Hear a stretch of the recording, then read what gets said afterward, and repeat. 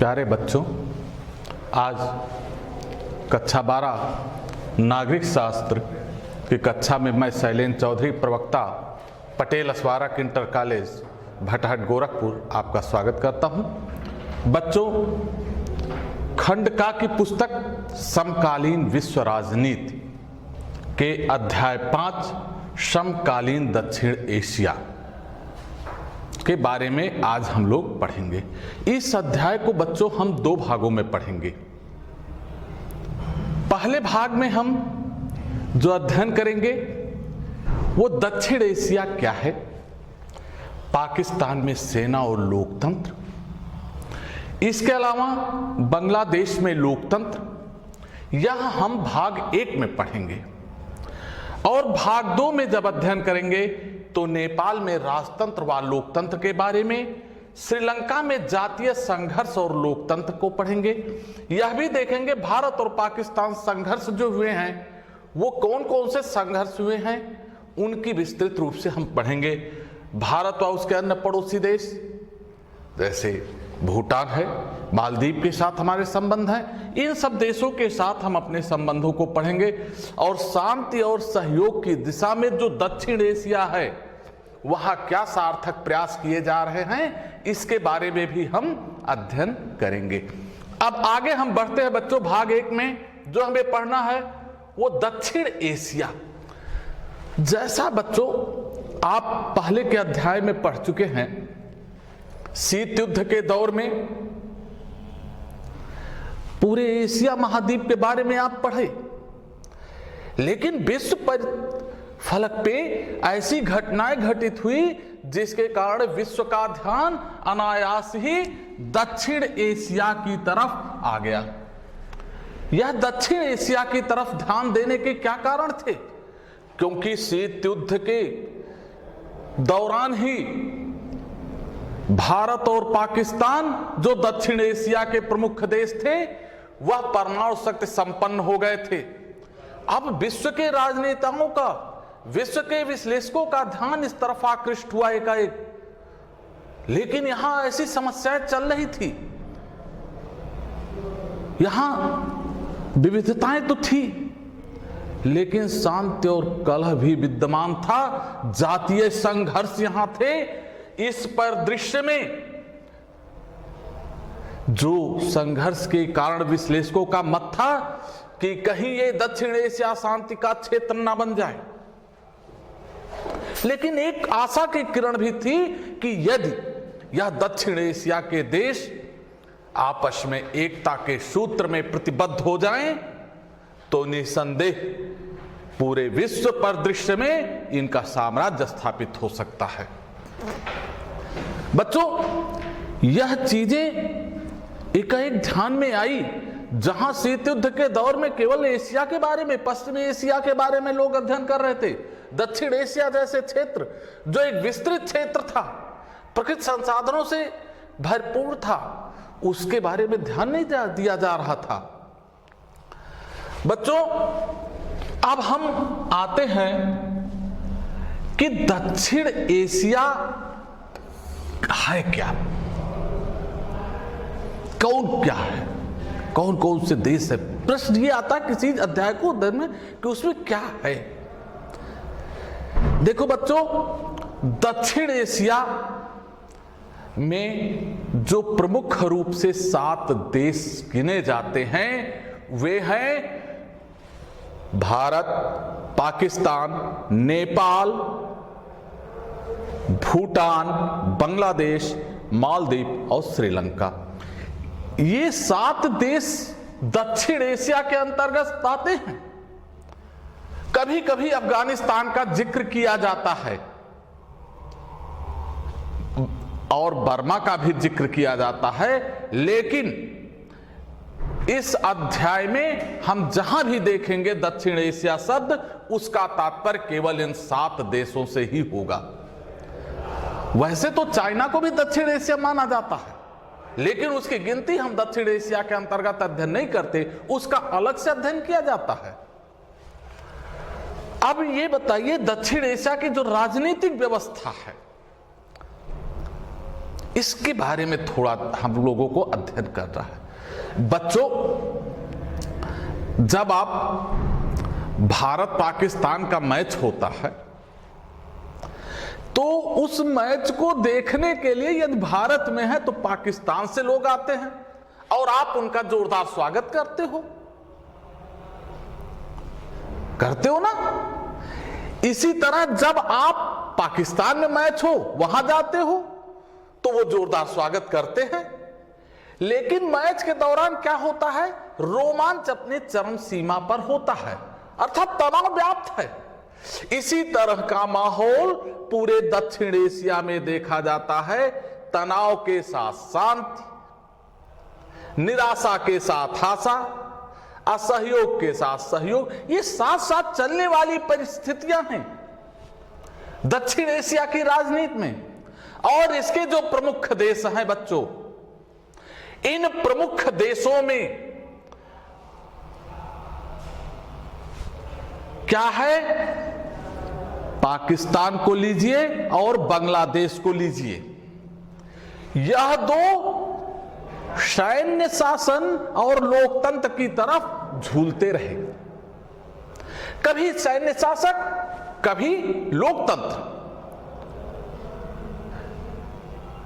और भारत और श्रीलंका अपनी स्वतंत्रता के बाद से ही लोकतांत्रिक व्यवस्था का देश बना रहा। नेपाल को देखिए, वहां संघर्ष हुए, उसके बाद वहां राजतंत्र स्थापित हुआ, संवैधानिक लोकतंत्र, और उसके बाद पूर्णतः लोकतंत्र हो गया। भूटान को लीजिए, वहां 2008 के बाद संवैधानिक राजतंत्र हो गया। मालदीव के लीजिए, वहां बहुदलीय व्यवस्था का है, गणराज्य है। तो इस तरह दक्षिण एशिया की जो राजनीतिक व्यवस्था है बच्चों, यह किसी एक निश्चित व्यवस्था पर आधारित नहीं रही, बल्कि यह माना जाए कि लोकतंत्र में आस्था व्याप्त रही। और जन विद्रोह यहां पर, ये जन विद्रोह क्यों हुए, कहीं राजनीतिक अधिकारों के लेकर हुए और कहीं लोकतंत्र स्थापना को लेकर दक्षिण एशिया के जो ये देश हैं वे जन विद्रोह होते रहे हैं। बच्चों, आप बांग्लादेश को लीजिए, 1971 का वहां आंदोलन जो 1968 से ही प्रारंभ हो गया था। आप लंका के तमिल विद्रोह को लीजिए, ये जो जन विद्रोह हुए वे राजनीतिक अधिकारों को लेकर हुए।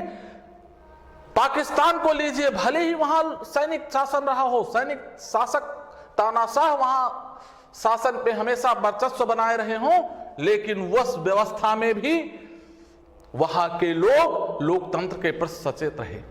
नेपाल की आजादी की घटना को लीजिए, लोकतंत्र के लिए आंदोलन की लीजिए, यह सब घटनाएं जो हैं, वह जो विद्रोह हुए हैं दक्षिण एशिया में, वह लोकतंत्र के लिए हुए हैं। बच्चों, इसके बाद जो है, हम इस चित्र के माध्यम से अगर समझिए कि लोकतंत्र को कितना महत्व दिया गया है। पूरे एशिया देशों के जो महत्वपूर्ण देश हैं, 5 महत्वपूर्ण देशों में लोकतंत्र को कितना महत्वपूर्ण माना गया है। देखिए, आंकड़ों से देखिए, 72 लोकतंत्र मानने वालों की संख्या जो है, बांग्लादेश 69, भारत 70%, नेपाल 62, पाकिस्तान 37 और श्रीलंका 71। केवल इस क्षेत्र में पाकिस्तान को देखिए, वह लोकतंत्र के बारे में वहां के लोगों का कोई स्पष्ट विचार मत नहीं रहा, लेकिन तब भी लोकतंत्र वहां जीवित रहा। आगे हम लोग इस बारे में पढ़ेंगे कि लोकतंत्र वहां विकसित होने में कौन से महत्वपूर्ण कारण है। कभी कभी सैनिक जो तानाशाह है उसको बेहतर मानने वाले भारत में 9% लोग हैं, लेकिन पाकिस्तान में सबसे ज्यादा, अर्थात ये नगण्य लोग हैं जो तानाशाही व्यवस्था के पोषण करते हैं, और कोई नहीं फर्क पड़ता। ये लोगों की संख्या भारत में 21% है और पाकिस्तान में 49% है। आगे हम इसी को समझेंगे जब हम पाकिस्तान की लोकतांत्रिक पद्धति को समझेंगे तो वहां बताया जाएगा आपको कि किस कारण यह कोई फर्क नहीं पड़ने वाले वहां प्रभाव दिखाते हैं। अब ये दक्षिण एशिया की बात किया जाए, उपयुक्त कितने लोग मानते हैं? पूरे दक्षिण एशिया के अगर सम्यक रूप से देखा जाए तो वहां 88% लोग लोकतंत्र को उपयुक्त मानते हैं। उपयुक्त या बहुत उपयुक्त मिलाकर 88% लोग मानते हैं। बांग्लादेश में 93% लोग, श्रीलंका में 92% लोग, भारत में 92, पाकिस्तान में 84 और नेपाल में 79% लोग इसे बेहतर मानते हैं। और ये जो सर्वे किया गया है वह SDSA की टीम द्वारा किया गया है। State of democratic and south Asia, नई दिल्ली, ऑक्सफोर्ड यूनिवर्सिटी के द्वारा 2007 में किया गया 5 बड़े देशों के 19,000 से अधिक नागरिकों के लिए। अर्थात एक बड़े समूह को शामिल किया गया है इसमें, तब जाकर इसे तैयार किया गया है। बच्चों अब हम इससे आगे बढ़े, अब हम लोग आते हैं पाकिस्तान में सेना और लोकतंत्र। बच्चों पाकिस्तान के स्वतंत्रता के बाद जो राष्ट्रपति और वो हुए सैयद इस्कंदर अली शाह, वह 1958 तक, इस्कंदर अली शाह 1958 तक रहे, संविधान लागू होने तक। और जब संविधान लागू हुआ तो वहां की सत्ता संविधान बनने पर अयूब खान ने बागडोर संभाल ली। जनरल अयूब खान, सैनिक शासक, और यह अपने को शीघ्र ही निर्वाचित घोषित करके राष्ट्रपति बन गए। और ये कब तक रहे? 1959 तक, 1969 तक ये रहे। और इनके बाद सत्ता पर जनरल याहिया खान ने कर की सत्ता। और यही जनरल याहिया खान हैं जिनके समय में 1971 का भारत पाकिस्तान युद्ध हुआ। लेकिन 71 के युद्ध में जैसा आप जानते हैं कि पाकिस्तान की करारी हार हुई, और इस हार के परिणाम स्वरूप जनरल याहिया खान को सत्ता से हटना पड़ा। और पाकिस्तान में जो विद्रोह हुआ उसके बाद 1973 से वहां एक निर्वाचन हुआ जिसमें जुल्फिकार अली भुट्टो वहां के प्रधानमंत्री हुए। पहली बार लोकतांत्रिक सरकार बनी, लोकतंत्र स्थापित हुआ। एक तरह से आप देख सकते हैं लोकतांत्रिक सरकार बनी जो 1977 तक रही। लेकिन 1977 में क्या हुआ? जनरल जियाउल हक साहब ने वहां सत्ता था पलट कर दिया और सत्ता पर कब्जा कर लिया। एक बार फिर पाकिस्तान सैनिक शासन के बहाने पर खड़ा हो गया, लोकतंत्र की हत्या हो गई वहां। इसके बाद जनरल जियाउल हक के विरुद्ध 1982 में आंदोलन हुआ, लेकिन लोकतंत्र के समर्थन में जो आंदोलन हुआ वो सफल नहीं हो पाया। इस तरह आंदोलन चलते रहे। लेकिन 1988 में जनरल जियाउल हक की मृत्यु हो गई।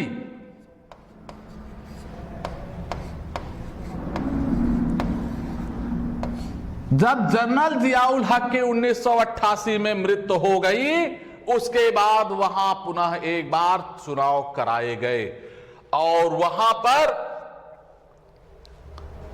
एक बार बेनजीर भुट्टो के नेतृत्व में पाकिस्तान पीपुल्स पार्टी की सरकार बनी 1988 में। और वहां की सत्ता में दो ध्रुव थे, एक पाकिस्तान पीपुल्स पार्टी, एक मुस्लिम लीग जिसके नेता नवाज शरीफ थे, और एक के बेनजीर भुट्टो थी। और सत्ता 1988 से लेकर 1999 तक 88 से लेकर 99 तक इन्हीं दोनों लोगों के मध्य सत्ता हस्तांतरित होती रही। कभी पाकिस्तान पीपुल्स पार्टी के पास, कभी मुस्लिम लीग के नवाज शरीफ के पास। लेकिन पुनः एक बार वही हुआ जो इतिहास में पाकिस्तान में होता आया था, और 1999 में जनरल परवेज मुशर्रफ ने सत्ता हथिया लिया, सत्ता पर कब्जा कर लिया, लोकतांत्रिक सरकार का गला घोंट दिया गया और 2001 में अपने को स्वयं को राष्ट्रपति निर्वाचित कर लिया। यह क्यों करवाया गया ये निर्वाचन? क्योंकि उन्हें यह सिद्ध करना था विश्व परिदृश्य में कि हम लोकतांत्रिक तरीके से हो गए हैं और हम पाकिस्तान को एक लोकतांत्रिक देश मानते हैं, हमारा देश लोकतांत्रिक है। विश्व का समर्थन प्राप्त करने के लिए उन्होंने ये हथकंडा अपनाया। लेकिन लगातार दबाव और आंतरिक परिस्थितियों के मद्देनजर वहां पर 2008 में पुनः लोकतांत्रिक तरीके से चुनाव संपन्न हुए और आद्यतन वह अभी तक वहां लोकतंत्र बना हुआ है। इसके मतलब आप पूरे पाकिस्तान में देखिए, पूरे कार्यकाल को अभी तक सत्ता सेना और लोकतंत्र अर्थात सेना और निर्वाचित सरकारों के मध्य झूलती रही, कभी इधर कभी उधर। आगे बढ़ते बच्चों, अब प्रश्न यह उठता है कि वहां पाकिस्तान में लोकतंत्र के अस्थायी ना बन पाने के क्या कारण रहे हैं। देखिए, पाकिस्तान एक धार्मिक राष्ट्र है, इस्लामिक राष्ट्र है, वहां धर्म गुरुओं का बोलबाला है। इसके अलावा जो भूस्वामी और अभिजन वर्ग हैं, उनका जो एक दबदबा समाज के ऊपर है, उसका प्रभाव इतना व्यापक रहा कि लोकतंत्र स्थायी नहीं हो पा रहा था, क्योंकि उनका अपना हित सैनिक शासन में ही दिखाई पड़ा था। उनको अपना हित सैनिक शासन, और सैनिक शासक अपने को अस्थायी करने के लिए इनका धर्मगुरु हो, भूस्वामी हो, चाहे अभिजन वर्ग हो, इनका समर्थन करते रहे, क्योंकि इनका एक बहुत बड़े वर्ग पर वहां प्रभाव था। इसलिए सैनिक शासकों ने इनका समर्थन किया और इन्होंने खुलकर सैनिक शासकों का सदैव समर्थन किया। इसीलिए लोकतंत्र स्थायी नहीं बन पाया। सैनिक जनों द्वारा लोकतांत्रिक सरकारों का बराबर तख्ता पलट। जो वहां लोकतांत्रिक सरकारें बनती थी, उनका यदि जो लोकतांत्रिक सरकारें थी, उनका वहां के सैनिक कमांडरों से, जनरलों से मतभेद होता था। जब क्योंकि सैनिक वहां के जो वर्ग है, वह सत्ता की बागडोर की चाबी अपने पास रखना चाहता था, जबकि निर्वाचित सरकारें सत्ता की चाबी अपने पास रखना चाहते थे। यही एक प्रमुख बिंदु था सत्ता पर आधिपत्य का, जिसके कारण सैनिक जनरल लगातार लोकतांत्रिक तरीके जो सरकारें होती थी, उन्हें किसी ना किसी तरह अपदस्त करती रही, गिराती रही। इसके बाद तीसरा बिंदु आता है, भारत में सुरक्षा खतरे की कल्पना कर यहां सैनिक शासक मजबूत रहे। सैनिक शासक जो वहां के थे, वे हमेशा अपने देश के लोगों को ये भय दिखाते थे कि आपको भारत से ज्यादा खतरा है। जब हम आपको भय दिखाएंगे बच्चों, एक ये आम बात है, जब आपको कोई भय दिखाएगा तो आप सुरक्षा के लिए आप कहीं और जाओगे। यही हुआ कि भारत के सुरक्षा की कल्पना करते रहे और भय दिखाकर वहां के सैनिक शासक जो है मजबूत होते रहे। आगे आता, पश्चिमी देशों ने अपने स्वार्थ के कारण सैनिक शासक को बढ़ावा दिया। पश्चिम के देशों को दक्षिण एशिया में एक सुरक्षित स्थल चाहिए था। लोकतांत्रिक सरकारें वो जनहितों पे आधारित सरकारें होती हैं, जन आकांक्षाओं की पूर्ति करने वाली सरकारें होती हैं, अतः वह किसी दूसरे देशों के स्वार्थों की पूर्ति कदापि नहीं करेंगी। इसी को ध्यान में रखते हुए जब जब तक था पलट हुआ, वहां के सैनिक शासकों को पश्चिम के देशों ने खुला समर्थन दिया। यह कारण रहा, खुला समर्थन जो देते रहे सैनिक शासकों ने, उसके कारण पाकिस्तान में मजबूत होता रहा जो है सैनिक शासक, लोकतंत्र कमजोर होता गया। बच्चों, इसके बाद आते हैं हम पाकिस्तान में लोकतंत्र का मार्ग प्रशस्त करने वाले कारण। इतने सब कुछ होने के बाद पाकिस्तान में लोकतंत्र प्रशस्त रहा। क्या कारण रहे लोकतंत्र प्रशस्त होने के? वो कारण थे स्वतंत्र व साहसी प्रेस का मौजूद होना। यह स्वतंत्र व साहसी प्रेस जो था वह पाकिस्तान की नींव था। वह जनता के लिए आवाज उठाने वाला था। अगर वो मजबूत नहीं होता तो कभी पाकिस्तान में लोकतंत्र सफल नहीं हो पाता। अगला था मजबूत मानवाधिकार आंदोलन। सैनिक शासकों द्वारा पाकिस्तान में जब जब मानवाधिकारों का उल्लंघन किया गया, तब तब वहां के जो मानवाधिकार संगठन थे वो आवाज बुलंद करते रहे, जिसके कारण पाकिस्तान में कहीं ना कहीं लोकतंत्र के बीज जीवित रहे और आगे चलकर वो प्रफुल्लित होते रहे। बच्चों, इसके बाद हम आगे बढ़ते हैं, आते हैं अब हमारा एक और महत्वपूर्ण पड़ोसी देश बांग्लादेश। बांग्लादेश में बच्चों, या कहिए कि जो बांग्लादेश का उदय हुआ वह 1971 में हुआ। उसके पहले वह बंगाल व असम, अंग्रेजों के दौरान ही बंगाल व असम को विभाजित करके बनाया गया था।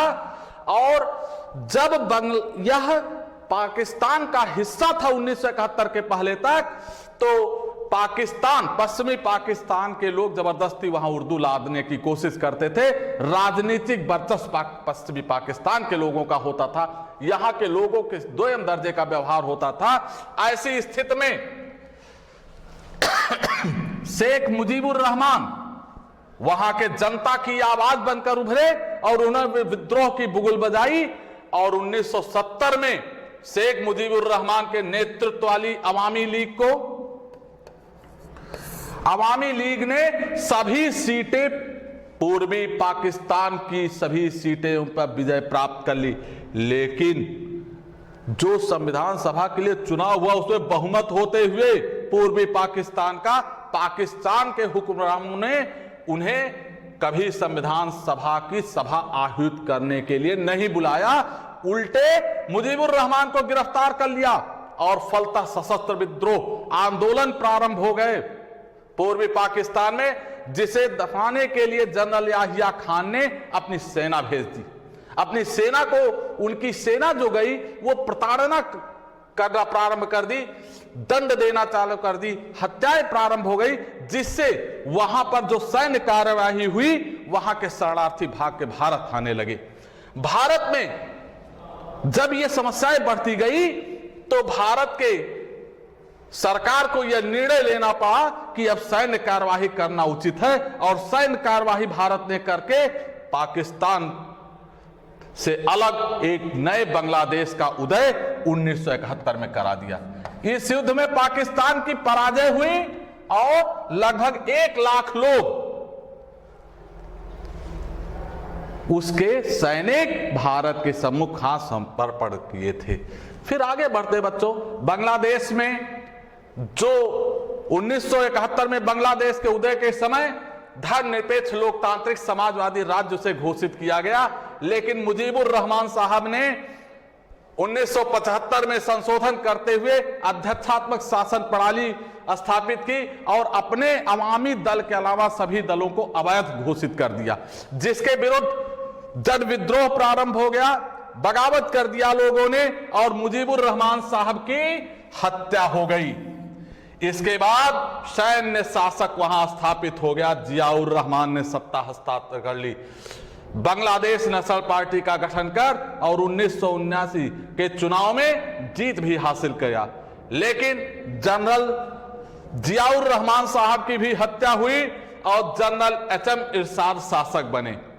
लेकिन सैनिक शासक कितने दिनों तक रह पाता कायम, और जनरल इरशाद साहब को भीषण जन विद्रोह के कारण 1990 में पद छोड़ते हुए बहुदलीय व्यवस्था पर आधारित प्रतिनिधिमूलक लोकतंत्र की व्यवस्था करनी पड़ी, जो अब तक बनी हुई है।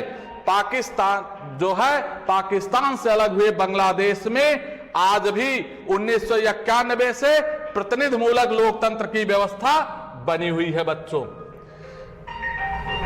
अब बच्चों यहीं पर यह अध्याय समाप्त होता है। अब इसके सेकंड पार्ट को हम अगले भाग में पढ़ेंगे। धन्यवाद।